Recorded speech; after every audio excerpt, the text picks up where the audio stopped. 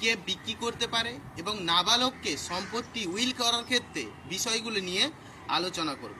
তো নাবালক as a চুক্তিতে সম্পাদন করতে পারে না, কারণ আমাদের চুক্তি আইন অনুযায়ী।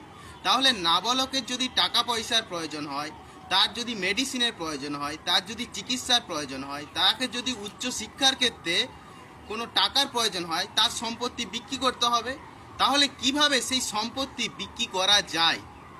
সো প্রথমত তারপরে দেখে নেব যে উইলের ব্যাপারটা। তার বাবা যদি সম্পত্তি তাকে উইল করে দেয় বা তার ঠাকুরদা অর্থাৎ দাদু যদি সম্পত্তি দিয়ে দেয়, সেই ক্ষেত্রে একটা দলিলের প্রয়োজন হয়। সেই দলিলে উইল হয়, উইল অর্থাৎ দানপত্র কিন্তু করে দিচ্ছে সেই সম্পত্তিটা সেই নাবালককে, এবং তার একটা অভিভাবকের প্রয়োজন হয়।